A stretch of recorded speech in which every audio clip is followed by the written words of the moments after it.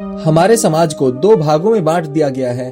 कोई व्यक्ति स्वयं को उच्च कुल का बताता है तो वहीं पर दूसरे व्यक्ति को निम्न कुल का बताकर उसका अपमान करता है। लेकिन क्या ये वास्तव में सही है? जानते हैं एक छोटी सी कहानी से। वीडियो को लाइक और चैनल को सब्सक्राइब करें और इस कहानी को अंत तक सुनें। एक बार एक सन्यासी किसी गांव में भ्रमण कर रहे थे। रास्ते में उन्हें एक गरीब व्यक्ति मिलता है जो उन्हें भोजन के लिए आमंत्रित करता है। उस निर्धन व्यक्ति के प्रेम भरे आमंत्रण को वह सन्यासी मना ना कर सके। उन्होंने तुरंत उस आमंत्रण को स्वीकार कर लिया। लेकिन गांव के लोगों को यह बात बिल्कुल भी पसंद नहीं आई, क्योंकि वह व्यक्ति उच्च कुल का नहीं था। उच्च कुल के कुछ लोगों को स्वामी जी द्वारा उस आमंत्रण को स्वीकार करना सही नहीं लगा। नाराज होकर उन लोगों ने कहा, स्वामी जी, आपको उस व्यक्ति का आमंत्रण स्वीकार नहीं करना चाहिए था।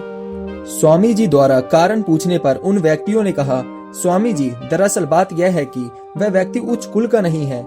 निम्न कुल का होने के नाते उस व्यक्ति के घर का भोजन और जल दोनों ही दूषित माना गया है।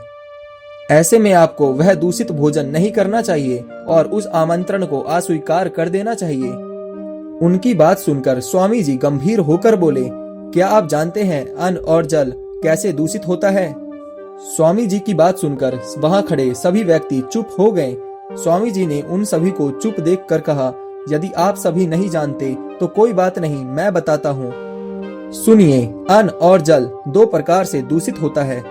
जब भोजन दूसरे व्यक्ति को दुख देकर प्राप्त किया जाए अथवा जब भोजन में कोई मलिन या अभक्ष्य वस्तु पड़ जाए, परंतु वह व्यक्ति जो मुझे अन्न और जल देगा वह उसके परिश्रम से कमाया गया है, उसमें उसका परिश्रम और प्रेम मिला हुआ है।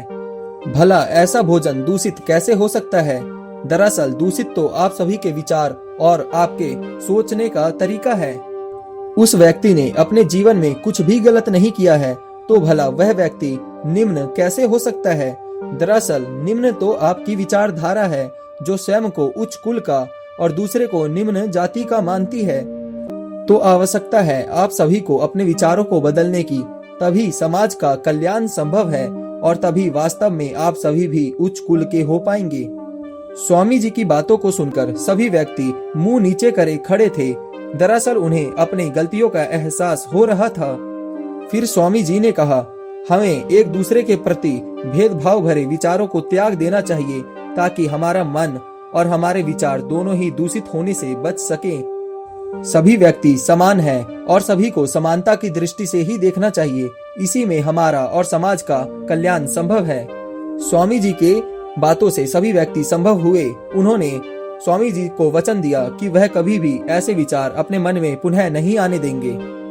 तो यदि इस कहानी से आपने भी कुछ सीखा हो तो वीडियो को लाइक और चैनल को सब्सक्राइब जरूर करें।